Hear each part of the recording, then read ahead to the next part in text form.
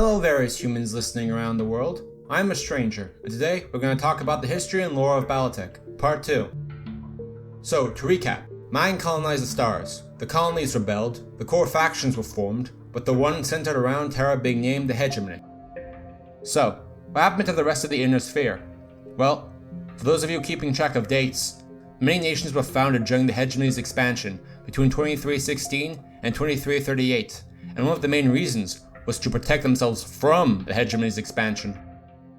As one would guess, the new superpowers quickly became wary of each other, but war wouldn't break out just yet, as competent rulers were still more or less in power. However, as of 2338, the Hegemony was in something of a political crisis after the deposition and quickly thereafter death of their leader James McKenna. In order to find his replacement, a list of candidates was drafted from among McKenna's relatives, and after a general election, McKenna's nephew, Michael Cameron, came into power on January 17, 2340. As it turns out, they chose quite well, as Cameron would do something extremely unorthodox for both the Alliance and even McKenna at the time. He actually tried to deliver on his promises. Even more shockingly, he mostly succeeded. Cameron would create many economic reforms, streamlined bureaucracy, expanded on non-military scientific development, and basically did his best to turn the Hegemony into the state of peace and scientific development that McKenna claimed it to be. However, he did make one big mistake, in that he would accidentally create a nobility system.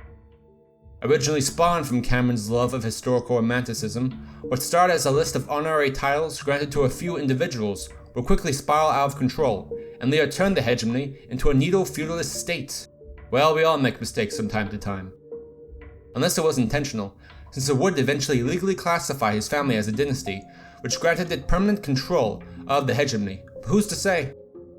Still, his error wouldn't come back to bite him during his reign, and in 2360, Michael would retire from Director General, with his daughter Margaret being elected in the same year. Unlike her father, Margaret had the philosophy that peace and love were terrible ideas, and quickly set to rearming and remilitarizing the state, despite no clear military threats present. The reasons given were for self-defense, and of course, preemptive self-defense.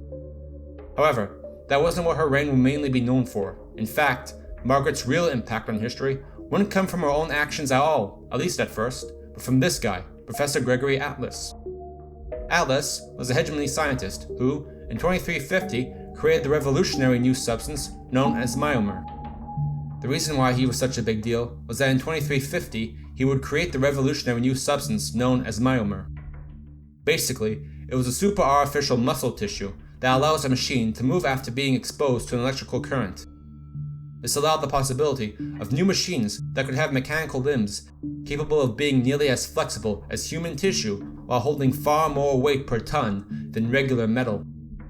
It wasn't hard to find new applications for this technology, and soon after its creation, a new series of civilian vehicles dubbed industrial mechs would emerge. The reputation would spread, and they would quickly become popular, not just for their effectiveness, but for their adaptability and working in rough terrain. This did wonders for the Hegemony's industrial and economic sectors. However, it was far from a free lunch. You see, even before the first mech was off the assembly line, many in the Hegemony feared that the other states would abuse this new technology to wicked ends that didn't benefit them. Margaret herself was quite concerned this technology could be weaponized against the Hegemony. So, in 2380, she would implement the Mother Doctrine, essentially a blacklist of all technology that was not to be explored to any foreigners without exception. This, along with the invention of the industrial mech, would be the highlight of her reign. Many would also regard this as a critical point in history, of when the Hegemony went from being McKenna's dream of the center of unification and technological prosperity for all mankind to just another superpower out for itself. Though many others would claim that that was always the case, and now the Hegemony was merely being honest about it. Either way, after this point, the image of the peace-loving Hegemony soon vanished, and they would continue their military buildup while the Cameron dynasty tied their grip on power. It reached its peak in 2392 with the signing of the Succession Bill by the new Director General Brian Cameron. This ensured the title of Director General as a hereditary post, only filled by the Cameron dynasty. This kickstarted the Age of War that would see the galaxy plunged into chaos. Starting from the end of the Second Terran Exodus in 2398, and lasting until 2550, the age of war was not known for a specific conflict, but rather it would mostly be noted as an age of individual wars between the states. And actually, though it was the same year, the hegemony didn't start the war, the timing was just a coincidence. The actual kick to the age started with a relatively minor conflict launched between two of the great states, the Free Worlds League and the Confederation. The reason this was such a big deal is that by this point, the Innisphere had grown into a web of political grudges and alliances, and had grown so complicated that many couldn't keep track. The war between the Confederacy and the League was seen by many as an unofficial acceptance of interstellar warfare to settle political disputes. So, when conflict erupted between two major states, all the dominoes started crumbling down. As stated, the Compelling Confederation would knock over the first domino, declaring war on the Free Worlds League, and soon after, the Federated Suns in 2399. In both cases, it was mostly over territory, but it was also possibly because the leader of the Confederation was just completely insane. The Commonwealth at first enjoyed the period of peace, happily watching its rivals kill each other, until the Combine declared war on them in 2407, because why not, although it was apparently over territory. As the Age of War dragged on, conflicts would become even more bloody, yet, right before things started to get really out of hand, a sudden halt was put on the escalation of violence, possibly because all sides realized they weren't really getting anywhere. Indeed, while wars were still ongoing, tension would eventually start to die down, until the League retaliated against the Confederation, and in 2412, attacked the world of Tintavel. The fighting got so intense that both sides started to invoke weapons of mass destruction in a desperate bid to gain control of the world. The result was the near destruction of the planet that led to the deaths of over 300,000 civilians and forced the rest to evacuate Tintavel.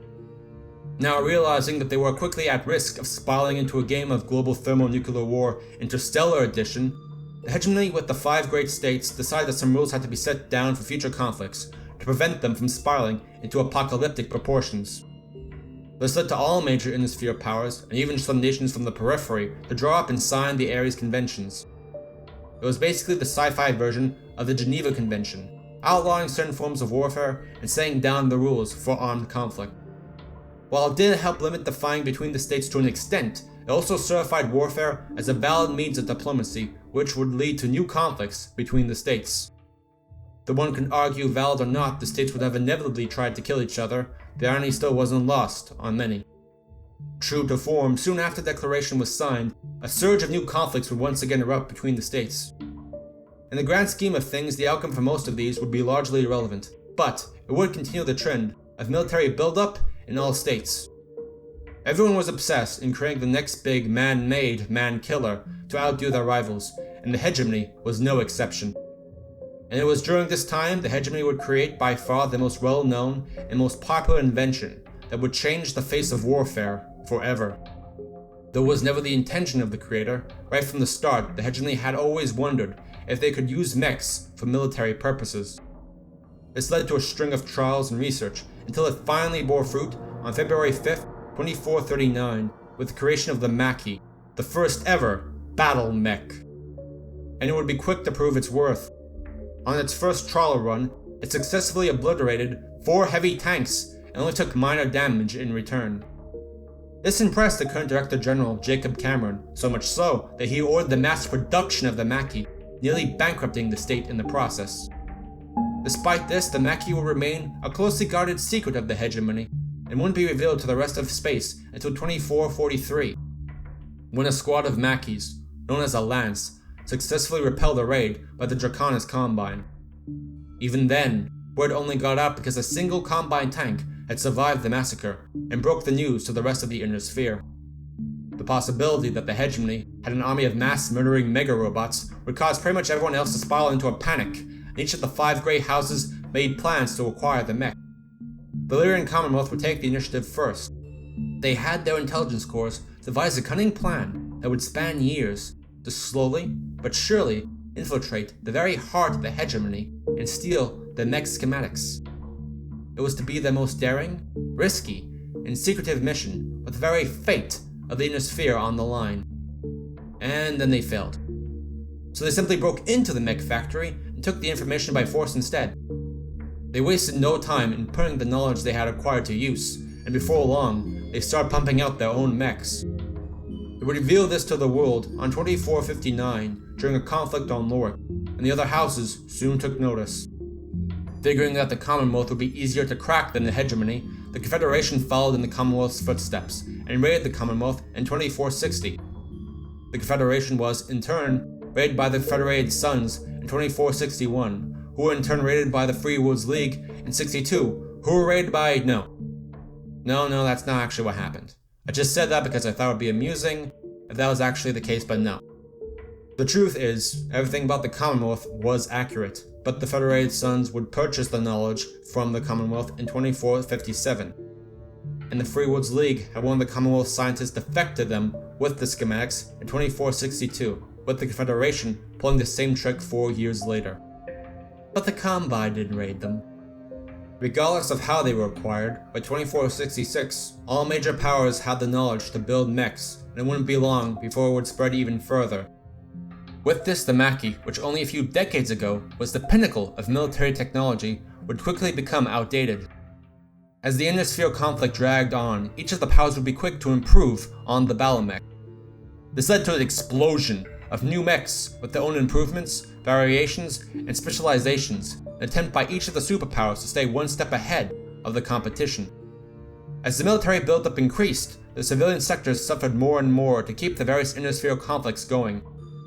This wasn't helped when most of the members of the 6 great houses started to become increasingly corrupt and self-indulgent, interested only in making war on each other like children, too isolated and drunk on power to truly understand the consequences of their actions.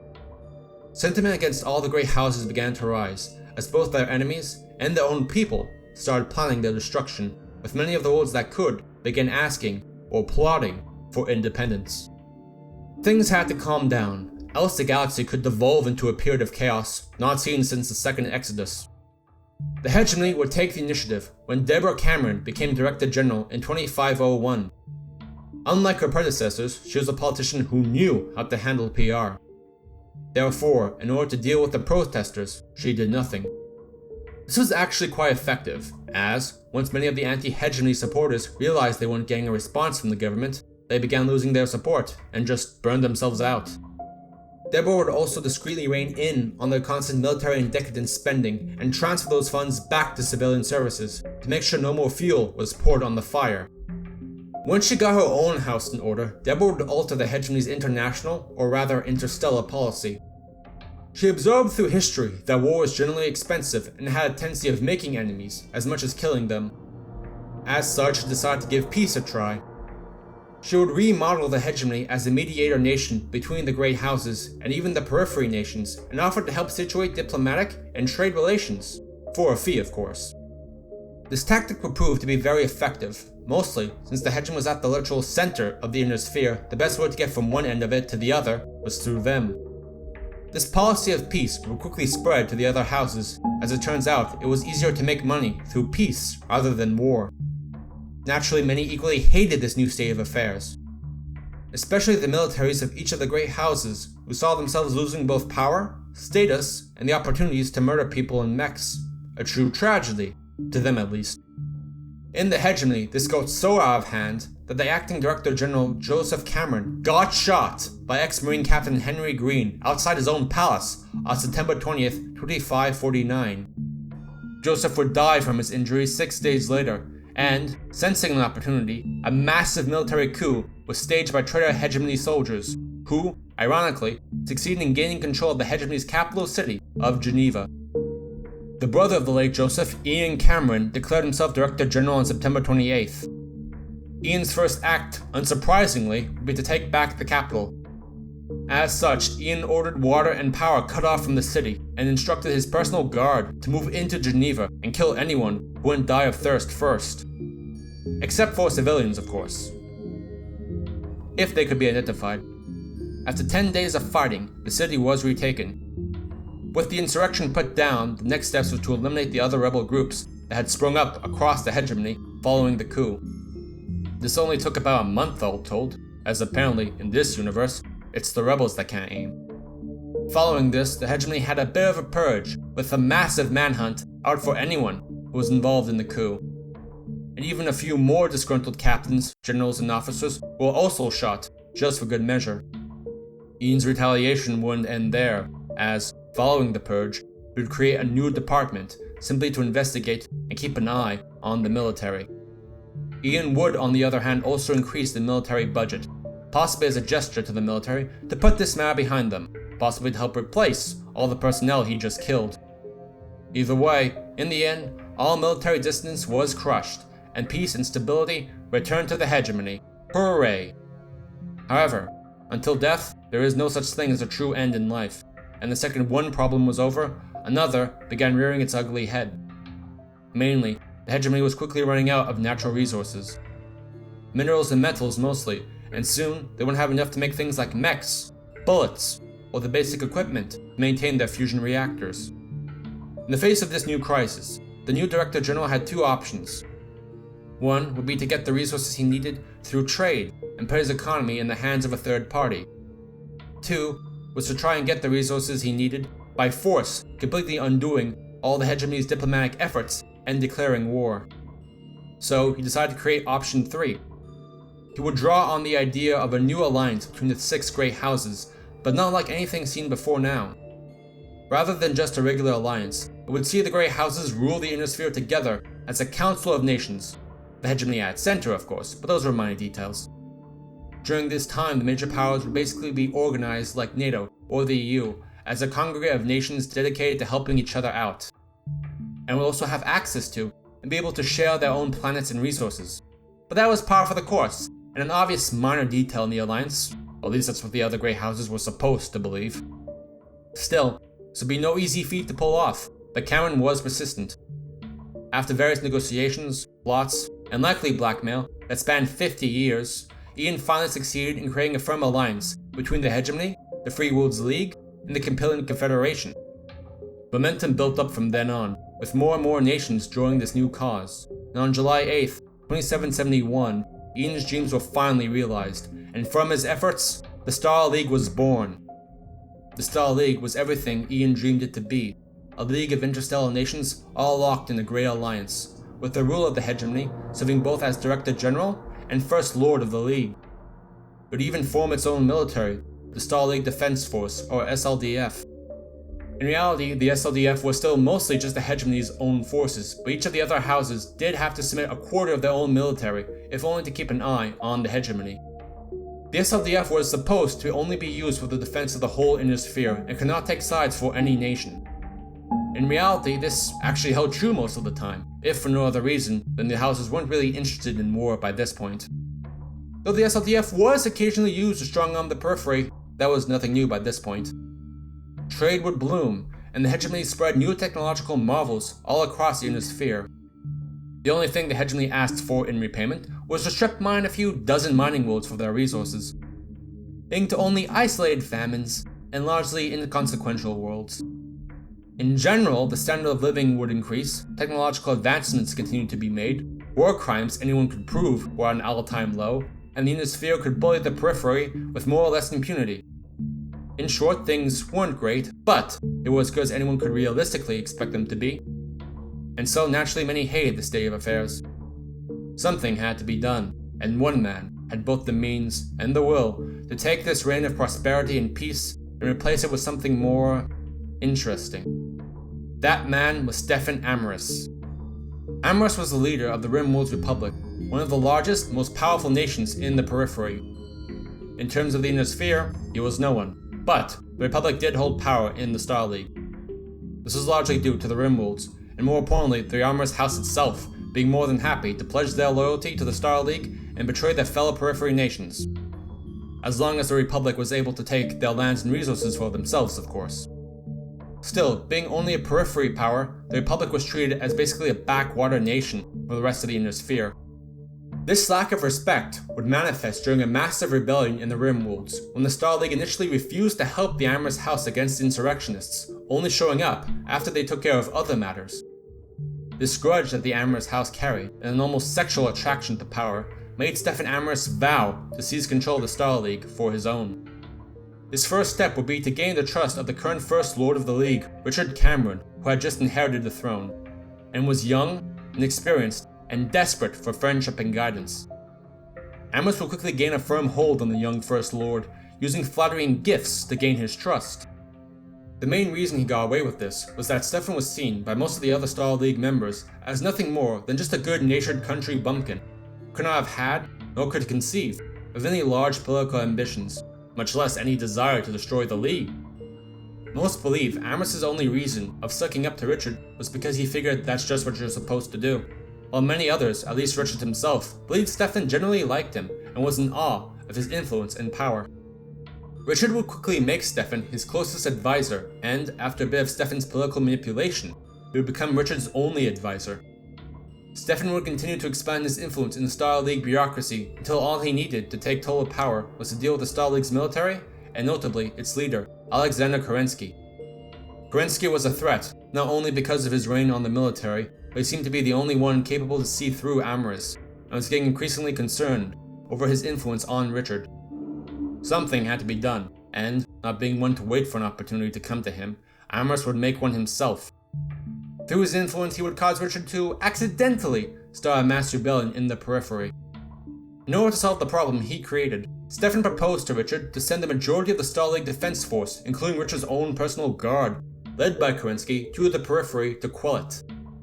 To fill in the gap of security, Stefan further proposed that his own Amaris guard, who were already in the periphery, be sent to Terra, as replacements for Richard's forces. Richard thought this was perfectly logical, and immediately agreed to it. Of course, the transfer of soldiers was done more piecemeal than all at once, but the point remained that eventually Amaris' men outnumbered Cameron's in his own palace. It wasn't long before everything was in place, and on December 27, 2766, Amaris made his move. He marched into the Star League High Council and convinced Richard to step down from his position by shooting him in the head. Amaris then ordered his forces to take control of the palace and assassinate all other Camerons, along with anyone else still loyal to the old regime. After he slaughtered the entire Cameron dynasty, Stefan would then send a message across the galaxy informing them that he had slaughtered the entire Cameron dynasty. Stefan would then propose the Star League be disbanded, since only a Cameron could become First Lord, and as mentioned, they were all dead. In its place, a new nation would emerge, known as the Amaris Empire, a nation that was basically the same, but with the change that only an Amaris could become emperor. Stefan then proposed himself as the new emperor, as he was the head of the Amaris family. The people of Earth found that Amaris made compelling points, and elected Stefan as head of the new empire. Yes, I'm serious. To most, what Amaris had done was simply the same thing that James McKenna did centuries ago. Plus, Richard Cameron was never that popular with the public for some reason, while Stefan was always the one who seemed to be making the good decisions, so why not? Funny how that worked. The rest of the Inner Sphere was a bit more hostile to this idea, but no one wanted to make a move just yet. Some, like the Draconis Combine, had their family members held hostage by Amaris. Others simply didn't want to upset the man who had just gained access to all of the hegemon's nuclear weapons. This would create the unofficial agreement between the major powers, who decided not to do anything until the Star League military had their say. While Amaris did try to intimidate, bribe, and charm Kerensky to his side, Kerensky wasn't a person who could be swayed. The second he heard the news, Alexander Kerensky declared Amaris a traitor, and rallied all of his forces to return to Earth and crush Amaris. This would begin the Amaris Civil War in 2776. Despite the massive implications the conflict would have, the war itself was pretty small scale, at least in comparison for what was to come, as it was more or less only fought by the SLDF and the Republic military. The first thing both sides did was strengthen their position. Kerensky, with his forces still in the periphery, decided to attack Amaris' homeland in the Wormwold Republic. He would suffer heavy losses, but succeed in destroying the Republic in 2769 and replace it with a puppet government. Meanwhile, Amaris was busy executing the last remnants of the hegemony resistance across his new empire, and immediately, things started to go downhill for him. As they say, absolute power corrupts absolutely, but if the guy in charge was already corrupt, he goes from just being corrupt to completely insane. With a lust for power matched only by the fear of losing it, Amaris would use increasingly more irrational methods to keep his hold on his new empire. Throughout the Civil War, Amaris would commit numerous atrocities in order to quell any uprising and hold Kerensky back. It wasn't helped that Amaris was already blurring the line between warfare and war crimes during the initial coup. A good example was that during the coup, a group of elite Royal Blackwatch mechs refused to surrender and held out against the Republic, mounting heavy casualties. and claimed close to even assassinating Amaris. Amaris' response was to nuke them. But some loyalist forces would survive, retreating back into their personal fortress and would continue to bleed the Republic. So, Amaris nuked them again. Even afterwards, some still survived and continued to wage a guerrilla war against the Republic forces. Despite their questionable effectiveness, Amaris was undeterred and used harsher and harsher methods on anyone he even suspected of treason. This would cost him the support of the people, and even spook the other Innisphere nations to the point where they began to discreetly support Kerensky. Kerensky, on the other hand, only took this as a sign of Amaris' desperation, and after seizing the Republic, he would rally all of his forces and head for Terra in 2772. This was codenamed Operation Chieftain. It consisted of a three-pronged attack through Republic-held worlds to eventually surround Terra. The fighting was long and brutal, but with Kerensky's tactical proficiency and an already ongoing civil war in the worlds themselves between anti and pro-Amaris forces, Kerensky carved a path through the Inner Sphere. After half a decade of fighting, the SLDF succeeded in crushing all major Republic forces and gained control of all worlds near the solar system for the final push. This would commence a new operation, codenamed Liberation, in 2777. By this point, Kerensky's forces had been severely bloodied, with a third of his ground forces lost, along with almost half his fleet. However, Kerensky was in luck, as the Confederation, Commonwealth, and the Federated Suns saw his success and decided to lend him support. While they wouldn't commit any of their own forces, they at least sent him supplies so that he could make the final push to dethrone Amaris, and leave a power vacuum for them to fill in later. Regardless, Operation Liberation would begin on January 23, 2777, where 932 Star League warships jumped into Terran space from 8 different directions, with another 40 arriving before then in a surprise assault upon Republic forces. The battle itself would be the largest space battle fought in the history of mankind, with the Wormwood fleet bulking their numbers, with automated drone ships and captured Star League defense stations. All 10 stations would be destroyed by automated dropships ramming into the stations packed full of explosives. The 40-ship Vanguard force caught the enemy fleet completely by surprise, and destroyed over 100 of the 250 drone ships before they themselves were surrounded and killed.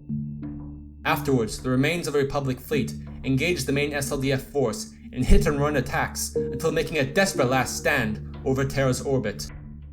In an epic and bloody 10-hour battle, the last of the drone ships were destroyed, and the SLDF finally had control of Terra's orbit. Once Kerensky made it to Terra, he made his landing in Europe and Asia. After an intense landing process and an aerospace battle, his men would make landfall and slowly but steadily began pushing the Republic forces back. The war would continue for another 2 years on Terra, with the Republic forces slowly crumbling. Public morale only plummeted further when Amaris himself took command of the defense. With his mind deteriorating, Amaris began using increasingly desperate methods to hold his enemies back. This included using walls of chained human civilians as meat shields, which did little to break Kerensky's resolve, and resulted in mass uprisings from the civilian populace all across Terra. Eventually, a final siege was held against Amaris' personal sector forces in a relatively unknown region of Terra known as Canada.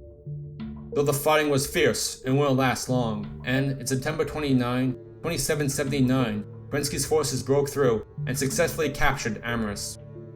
Held at gunpoint, Amaris was forced to order the surrender of all Republic forces on Terra, and possibly even the galaxy, if there were any left to listen by this point. Thus, after 13 years of fighting and over 100 million dead on Terra alone, the war was finally over, with the SLDF once again in control of Terra. Originally, Kerensky treated Amaris fairly and was even considering sparing his life, until he found out that Amaris had indeed slaughtered the entire Cameron dynasty, including the newborns and children. Disgusted and enraged by Amaris' actions, Kerensky then staged a trial for Amaris' many crimes. It was a trial in name only, as, only a little after reading the charges, Kerensky declared Amaris guilty for high treason and crimes against humanity, and ordered his execution. For his crimes, Stefan Eucharis Amaris would gain the title of Stefan the Usurper, and would be remembered for most of the rest of human history as the man who destroyed the Star League, and with it, mankind's last chance for complete unification. This did give Stefan the recognition and fame he had always craved in a way. Yet, at the end of his life, all his insane mind could think of was the glory he could have had and would now be forever lost to him, as he was executed on November 25th, 2779. His corpse would meet a very anticlimactic end, as, on the advice of one of his men, Kerensky would donate it to the University of New Samarkand's medical school. For years and even decades, it would be used as a learning tool on human anatomy until eventually decayed and was finally buried in an unmarked grave. That would be the end of Stefan Amaris, and later, even his nation, as the Republic was slowly annexed into the Lyrian Commonwealth. His house would end quicker than that, however, as a galactic-wide manhunt came underway to execute any members of the Amaris house. Even members of the branch families wouldn't be spared, especially if they carried the name of Stefan. And so ended the reign and legacy of Stefan Amaris, as well as the largest and even greatest civilization of mankind. So now what? Good question, and one that everyone wanted an answer for. The Amaris Empire was now dissolved. With the entire Cameron dynasty ended, there was no one left to replace the First Lord and reform the League. The SLDF had lost about 75% of their total ground forces, and their fleet was in even worse shape. Meaning Kerensky was powerless to keep the other great houses in line, and everyone knew it. Still, the fighting wouldn't start just yet, but political instability continued, as no one could agree on who to be the next First Lord. During this time of instability, Kerensky was the one ruling the Star League, as a temporary leader, under the mere title of Protector. As he was the only one keeping the peace, and honestly the best candidate for First Lord, every other member of the Star League Council hated him, and wanted him out of the way quickly. They succeeded, and on the 10th of October, 2780, they stripped Kerensky of his title and continued the political infighting, until they officially dissolved the League on August 12th, 2781. After that, it was only a matter of time before war was declared, and again, everyone knew it. Despite being stripped of his position, Kerensky still had control of most of the remainder of the SLDF. Because of this, each of the great houses began contacting Kerensky, asking and/or demanding his support. Seeing the nation he fought so hard for, and everything it stood for, slowly fall apart, Kerensky decided that there was only one thing he could do to prevent total war, and began to formulate his master plan. His first step would be to meet in secret with Jerome Blake, one of the last surviving members of the Star League upper echelon in 2783. The goal was to ensure that everything, especially the hegemon's galactic communication network, would still be intact after the operation. Afterwards, Kerensky slowly but surely started gathering his allies until, in 2784, he led a secret meeting with the surviving leaders of the SLDF and told them of his plan. Operation Exodus. They would leave the Innosphere and escape to the deep periphery, taking everything, especially their supplies and mechs, with them, and leave the Innosphere to its fate. This was surprising at first to the officers, but once everyone took a look at what was happening in the rest of the Innosphere, most were quick to agree. Over 80% agreed to get out of Dodge before the bombs started falling, with the remainder staying behind, either to help Jerome make sure the communication network stayed up, or to profit over what was to come. Preparations were quickly set in motion, and on July 8, 2784, General Kerensky transmitted the order, Exodus. Near the entire SLDF, that consisted of 6 million men, women, and children, gathered to the world of New Samarkand and slipped out on November 5, 2784. Kerensky's hope was that by leaving, his forces could act like the sword of Damocles that would keep the other houses in line under the threat of one day returning. He also believed that in a worst-case scenario, should the Innosphere nuke each other into extinction, they could later return and recolonize whatever was left to rebuild human civilization. He'd be proven wrong on both accounts, but we'll get to that later. Back to the Innosphere, with the last remnants of the Star League finally gone, the hegemon's former territory and resources were now up for grabs. This led to the 5 great states to take their current and infamous title of the successor states. As the name suggests, each one of the great houses now prepared to take the hegemon's place and seize Terra for themselves. The smorgasbord was on, and every faction was getting ready to grab anything they could for themselves, while preparing, or even hoping, to vaporize everyone else to get it. The battle royale for human-controlled space was about to begin, creating a conflict so massive that the Civil War would seem like a skirmish in comparison. Stay tuned for part 3. As Hayden Christensen once said, this is where the fun begins.